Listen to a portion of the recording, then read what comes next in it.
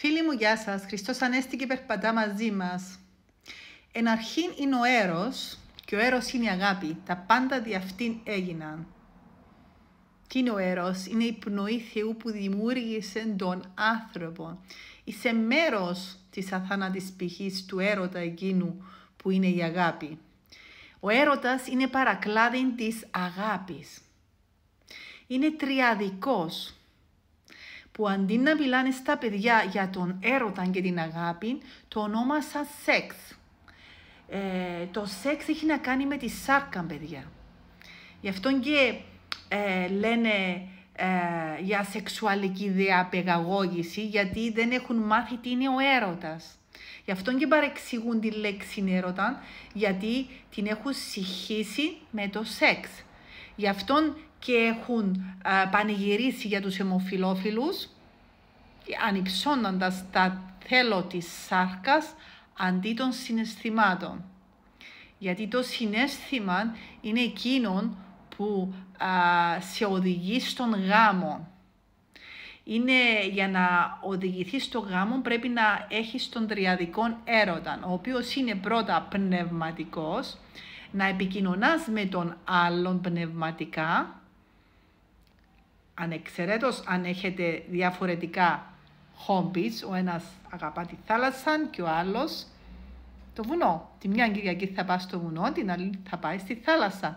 Επικοινωνάς πνευματικά, έχεις τον ίδιο δρόμο που είναι της αλήθειας των Χριστών και έχεις την ίδια πηγή ενέργειας του Χριστού, ακολουθώντας πνευματικά τον ίδιο δρόμο.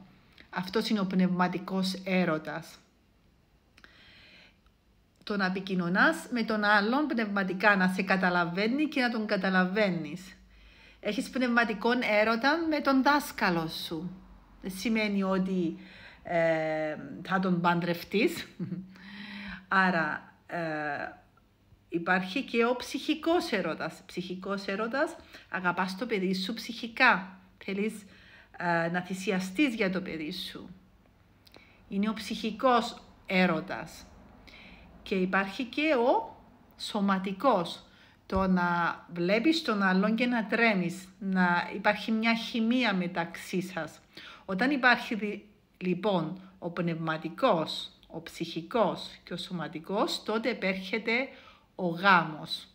Γιατί αν κάτι από τα τρία λείπει, είναι καταδικασμένος ο γάμος. Δηλαδή, αν μόνο σωματικά βλέπεις τον άλλον και σε έλκει, αλλά πνευματικά δεν υπάρχει επικοινωνία και ψυχικά δεν αγαπάω ένας τον άλλο, δεν μπορεί να σταθεί ο γάμος. Αν αγαπάς πάλι τον άλλον γιατί είναι καλός ψυχικά και πνευματικά, αλλά δεν υπάρχει ο έρωτας, η χημεία, πάλι δεν θα σταθεί ο γάμος. Άρα χρειάζονται και τα τρία, τα πάντα τριαδικά επίησε ο Κύριος. Έτσι και ο έρος εκείνος που θα ακολουθήσει στο γάμο του αρνίου, που είναι γραμμένο στην Αποκάλυψη, είναι ότι θα γίνει στην πνευματικό κόσμο, υπονοώντας και πάλι τον τριαδικό εκείνο έρωτα, εκείνον που επικοινωνούσαν με την ανώτερη αρχή του άναρχου και περίμεναν τον Χριστόν, γιατί τον αγαπούσαν ψυχικά, πνευματικά, ψυχικά, και θα ενωθούν σωματικά στον γάμο του αρνίου. Και αρνίον είναι ο Χριστός. Δηλαδή, αφήνεις την ύλη το σώμα και ενώνεσαι με το Θείο ως βασιλιάς δίπλα στον βασιλιά σου. Γι' αυτό και είναι γραμμένο στην Αποκάλυψη ότι εκείνοι που θα φύγουν τους ονομάζει σαν η γυνή του νηφίου. Και το λέει πόσο ρομαντικός είναι ο Θεός, και το λέει αυτή την ένωση ως τον γάμο του αρνίου. Και γιατί το λέει αρνίο, που βάζει τον εαυτόν του που λέει ζώα, που κάποιοι λέτε ότι τα ζώα δεν είναι αθάνατα, και βέβαια είναι αθάνατα τα ζώα. Αν διαβάσετε στη Γένεσης 1, γράφει ότι ο Θεός έδωσε ψυχή ζώσα στα ζώα, στα φυτά, στα νερό. Γράφει στον Ισαΐαν ότι κάποτε, λέει, ο άνθρωπος θα συνυπάρχει με το λιοντάρι και δεν θα το φοβάται. Είναι ο λεγόμενος παράδεισος. Ο Χριστός ο ίδιος τέχθην στη φάτην των ζώων. Υπήρχαν 5 ζώα στη φάτην. Υπήρχε το γαϊδούρι, το άλογο, η αγελάδα και η άλογον, γαϊδούριν, αγελάδαν, πρόβατον και σκύλος. Πρώτα δημιούργησε τα ζώα στις 7 μέρες δημιουργίας και μετά τον άνθρωπο. Τον άνθρωπο την 6η μέρα, την τελευταία ημέρα τον δημιούργησε. Πρώτα τα ζώα, τη φύση. Άρα μην λέτε ότι τα ζώα δεν είναι ανώτερα, μιας και έχουμε και την παραβολή εκείνη που λέει ότι στη Δευτέρα παρουσία που ζούμε τώρα, όπως στις μέρες του Νόε λέει, στις μέρες του Νόε τι έγινε? Στις μέρες του Νόε οι άνθρωποι δεν αντιλαμβανόντουσαν το κακό που έρχεται από την αμαρτία και δημιουργήθηκε ένας κατακλυσμός, όχι από το Θεό ασφαλώς, από τους ιδίους, έφεραν κακή ενέργεια, γιατί προσπαθούσαν και τότε μέσω της τεχνολογίας και άλλων να φτάσουν το Θεό. Είναι παραβολικός ο λόγος στην Παλαιά Διαθήκη, είναι μυθολογία όπως έχω εξηγήσει. Ο πύργος της Βαβέλ προσπαθούσαν με κάποιον τρόπο να φτάσουν το Θεό. Όπως σήμερα, πώς προσπαθούμε την τεχνολογία, με την τεχνική νοημοσύνη, προσπαθούμε να ελέγχουν τον καιρό, προσπαθούν να υπερβούν τον Θεό. Και είναι γραμμένο στην Αποκάλυψη το κεφάλαιο 12 ότι δεν θα τα καταφέρει ο όφης επί της γης, θα πέσει πάλι ο διάβολος κάτω, γιατί εδώ ανήκει, ποτέ δεν ανήκει στον πνευματικό κόσμο, για να συνεχίσει τον πόλεμο του στη γη. Άρα, όπως τότε στις μέρες του Νόε που πήραν τα ζώα στον Εφελόπλιο που λέγεται Κιβωτός, παραβολικός ο λόγος, σίγουρα όλα τα ζώα εκατομμύρια δεν χωράνε σε ένα πλοίο, παραβολικός ο λόγος, έτσι και σήμερα λέει, θα έρθει ο όλεθος ξαφνικά. Γιατί είναι γραμμένο στην Αποκάλυψη ότι το θηρίο, ο Αντίχριστος, θα θέλει να πνίξει τους εκλεκτούς του Θεού με ένα τσουνάμι, με ένα ποτάμι το λέει, πιθανό τσουνάμι, έναν κατακλυσμό, όπως τότε μια και λέει, όπως τις μέρες του Νόε, έτσι και τώρα.